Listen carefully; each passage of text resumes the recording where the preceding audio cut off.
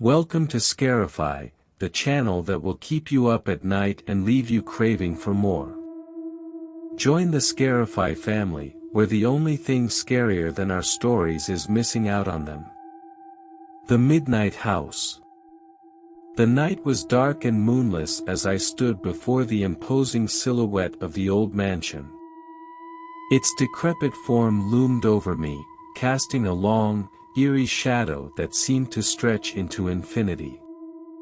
My heart pounded in my chest, a relentless drumbeat of fear. My name is Daniel, and I never believed in ghosts or haunted houses. But the stories I had heard about the Midnight House were different. They whispered of a malevolent presence that had claimed the lives of those who dared to enter.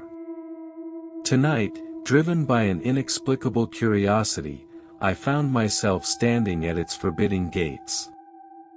The house had been abandoned for decades, its once grand facade now cracked and weathered. Windows gaped like empty eye sockets, and the wind whispered through the cracks, creating a haunting melody that sent shivers down my spine. As I pushed open the creaking gate and made my way up the overgrown path, a sense of foreboding settled over me like a heavy shroud. The air grew colder, and I could feel invisible eyes watching my every move. I had heard the legend of the Midnight House from an old man in the nearby town. He spoke of a cursed family who had once lived there, a family with a dark secret. According to the legend, they had practiced forbidden rituals that had bound their souls to the house, ensuring that they would never find rest. The front door stood ajar, as if inviting me in. I hesitated, my pulse quickening. What was I doing here? I should have turned back, returned to the safety of my warm, well-lit home. But something drew me forward, an inexplicable force that compelled me to step inside. The foyer was grand but in a state of disrepair. Cobwebs hung in the corners, and a thick layer of dust covered everything. The air was heavy with the musty scent of decay. I moved cautiously, my footsteps echoing through the empty house. I wandered through room after room, each one more eerie than the last. The walls seemed to close in on me, and the shadows danced, taking on sinister shapes. It felt as though the house itself was alive, and it was not pleased with my presence. As I explored deeper into the mansion, I came upon a room that sent a chill down my spine. It was a library, its shelves lined with ancient books and manuscripts.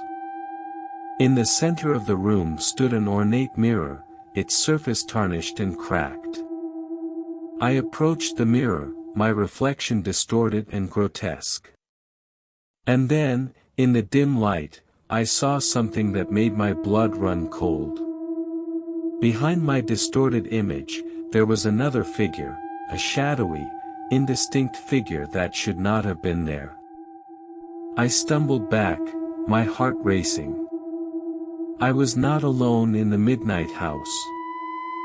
Something unseen watched me from the shadows, and I had a growing sense that it did not want me to leave. The hours passed in a blur as I continued to explore the house, my fear mounting with every step. I heard whispers in the dark, faint voices that seemed to come from nowhere and everywhere at once. They spoke in a language I couldn't understand, their words a sinister, guttural chant. I ventured into the basement, a place that seemed to exist in perpetual darkness. The air was damp and oppressive, and the walls were adorned with strange symbols that pulsed with an unnatural energy. It was here that I found a hidden chamber, a chamber that held the key to the house's dark secrets. In the center of the chamber stood an ancient altar, and on it lay a book bound in human skin. The book was filled with incantations and rituals, all designed to summon and bind malevolent spirits. It was clear that the cursed family had dabbled in dark magic, and their actions had condemned them to an eternity of torment. As I examined the book, a cold wind swept through the chamber, extinguishing the flickering candles that lined the walls. The room plunged into darkness, and I felt a presence closing in on me. It was as if the very walls of the house had come to life, and they were closing in on me, suffocating me. I stumbled back, desperate to escape the chamber, but the door had vanished.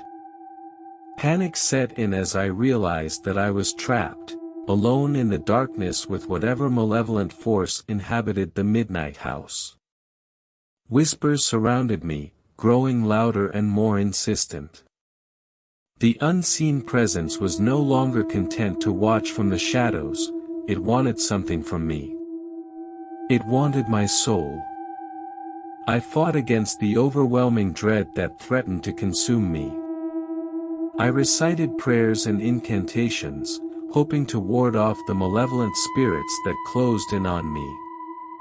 But my efforts were futile, and I could feel their icy fingers wrapping around me, pulling me deeper into the abyss. As I stood on the brink of despair, a voice, ethereal and mournful, pierced through the darkness.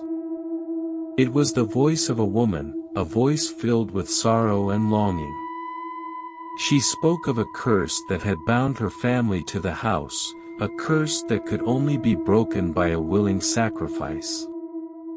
I realized then that the only way to escape the midnight house was to offer myself as that sacrifice. With trembling hands, I began to recite the incantation from the cursed book, my voice shaking with fear and determination. As the words left my lips, the room seemed to come alive with a malevolent energy. The walls groaned and trembled, and the shadows writhed in agony. The presence that had haunted me for so long let out a blood-curdling scream, and then, with a blinding flash of light, it was gone. I was alone in the chamber, the darkness receding like a retreating tide. The door reappeared, and I stumbled out into the basement, my body weak and trembling. The midnight house was silent once more, its malevolent force banished. I made my way back through the decaying mansion, my steps heavy with exhaustion.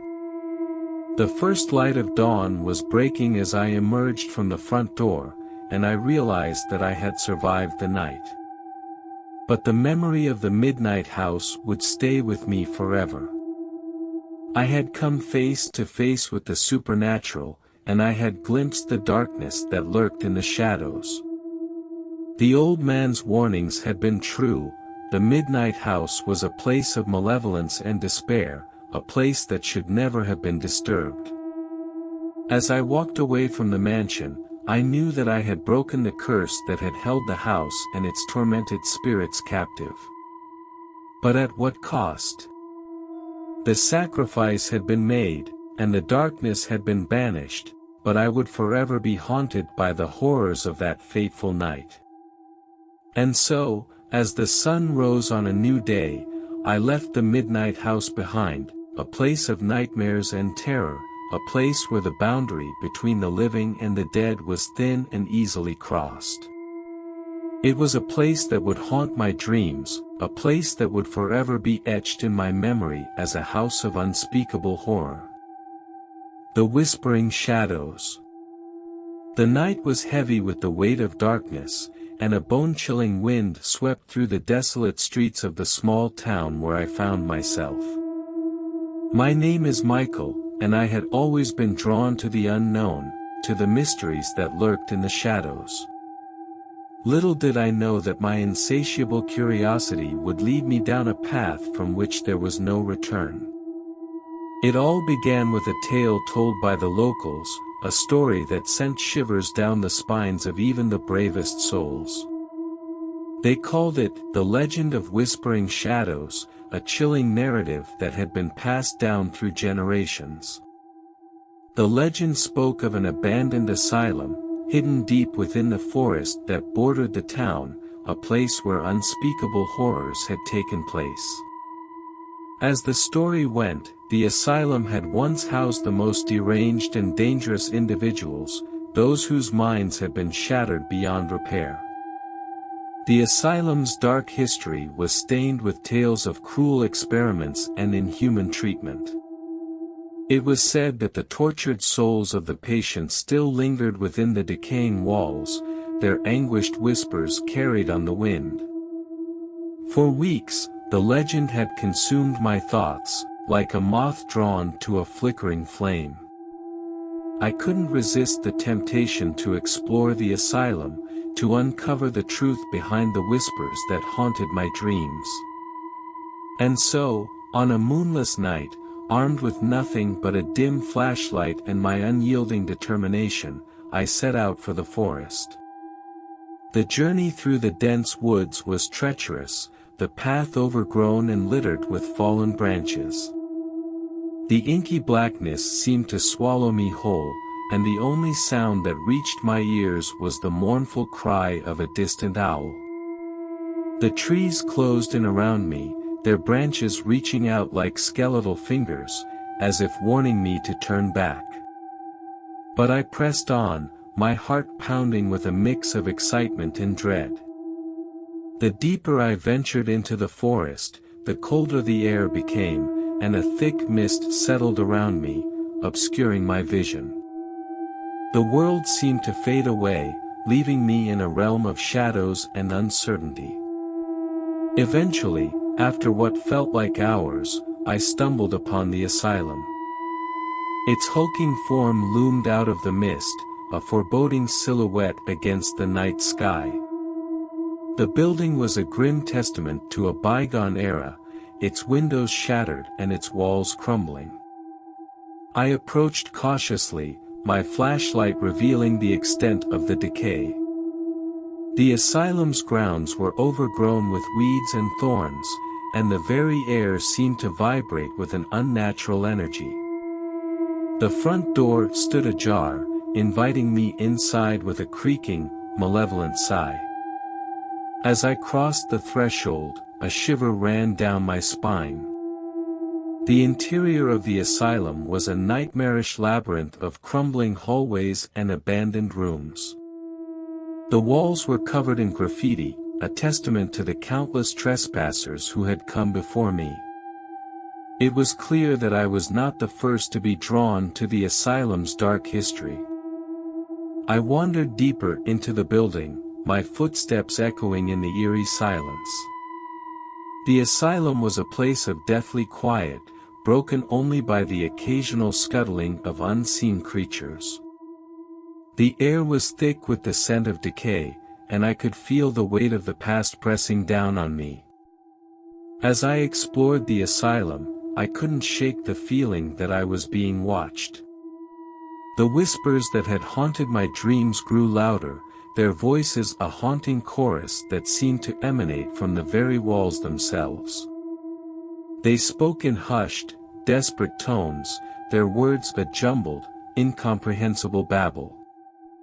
The further I delved, the more I became convinced that the legends were true, the spirits of the asylum's tormented patients still lingered, trapped between the realms of the living and the dead. I could hear their anguished cries, their voices filled with a profound sense of sorrow and rage. In one room, I discovered a collection of decaying documents that revealed the extent of the asylum's horrors.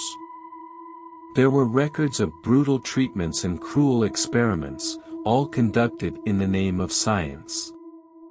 The patients had suffered unspeakable torment, their lives extinguished like candles in the wind. As I pored over the documents, I felt a cold breeze sweep through the room, extinguishing my flashlight. I was plunged into darkness, my heart racing as I fumbled to relight it. In the inky blackness, I could hear the whispering shadows drawing nearer, their presence closing in around me. With a trembling hand, I managed to reignite the flashlight, revealing a sight that will haunt me until my dying day. The room was no longer empty, it was filled with the apparitions of the asylum's former patients. They stood before me, their faces contorted in agony, their eyes empty and lifeless. I tried to scream, but my voice caught in my throat. The spirits reached out to me, their spectral hands passing through my body like a chill wind. I could feel their pain, their suffering, and their overwhelming desire for release. In that moment, I knew that I had to do something, anything, to help these lost souls find peace. The whispers that filled the room grew louder, their voices a cacophony of anguish and desperation. They implored me to free them from their eternal torment. With a heavy heart, I began to recite an incantation, a ritual I had found in the asylum's records. The words spilled from my lips, carrying with them a plea for forgiveness and salvation. The room seemed to come alive with a pulsating energy, and the spirits of the patients began to wail and moan. As the ritual reached its climax, a blinding light filled the room, and a powerful force swept through, banishing the spirits into the unknown. The asylum was finally free of its tormented occupants, and a profound silence settled over the room. I was left alone in the darkness, my heart still racing, my body trembling with exhaustion and fear. I had succeeded in banishing the spirits, but at what cost? The darkness of the asylum had left an indelible mark on my soul, a haunting reminder of the horrors I had witnessed. With great effort, I made my way back through the decaying hallways and out into the night. The forest was no longer shrouded in mist, and the first light of dawn was breaking on the horizon. I had survived the ordeal, but I knew that I would never truly escape the whispering shadows. The legend of the asylum would forever be etched in my memory, a dark and terrifying chapter in my life that I could never forget, a nightmare that would keep me up at night for the rest of my days. And so, as I left the forsaken asylum behind, I couldn't help but wonder if I had truly saved the lost souls within or if I had merely unleashed a new horror upon the world. Only time would tell. The Vanishing Village. The village of Elderton had always been a place of tranquility and close-knit community. Nestled between rolling hills and dense forests, it felt like a world untouched by time. But one fateful summer, when I, David, returned to my hometown after years of city life, I discovered that Elderton had transformed into a place of eerie mystery. The first inkling of something amiss came when I noticed that the streets, once bustling with children playing and neighbors chatting, were now deserted. The houses, once adorned with colorful gardens, stood silent and abandoned. It was as if the life had been drained from the entire village. I sought out my old friend, Sarah, who had never left Elderton. Her eyes held a haunted look when I asked her what had happened. She spoke of strange occurrences in the dead of night, mysterious lights in the forest, eerie whispers carried on the wind, and a lingering sense of dread that had settled over the village. Determined to uncover the truth, I decided to spend the night in Elderton. As the sun dipped below the horizon, an unsettling stillness enveloped the village. I watched from the window of my childhood home, my breath misting the glass as I strained to see any signs of life. It wasn't long before I heard it, a faint, mournful cry that sent shivers down my spine. I grabbed a flashlight and ventured outside. The village was bathed in moonlight, casting long, eerie shadows that danced on the empty streets. I followed the sound of the cry to the edge of the forest. There, I saw a flickering light deep within the trees. With each step, the forest seemed to grow darker and denser, the trees closing in around me. I felt as if I were walking into a nightmare. The light led me to a clearing, and what I saw there made my blood run cold. A circle of hooded figures stood in silence, their faces obscured by darkness. In the center of the circle was a swirling vortex of light, a portal to a place I couldn't begin to comprehend. As I watched in horror, the figures began to chant in a language I didn't recognize, their voices rising and falling in a haunting melody. The ground trembled beneath me, and I realized that the portal was growing larger, threatening to consume everything in its path. I knew I had to do something, to stop whatever malevolent force was at work. With trembling hands, I stepped forward and shouted for them to stop. The figures turned toward me, their eyes glowing with an otherworldly light. The leader of the group, a tall figure with a tattered robe, raised a hand, and I felt an invisible force slam into me, sending me sprawling to the ground. I could hear their laughter, a chilling sound that echoed in my ears as I struggled to rise. But I was determined not to give up. With all the strength I could muster, I crawled forward and reached into the portal, grasping onto whatever I could find. My fingers closed around something solid, and I pulled with all my might. The portal resisted, pulling back with a force that threatened to tear me apart. But I held on, fueled by a desperate determination to save my village.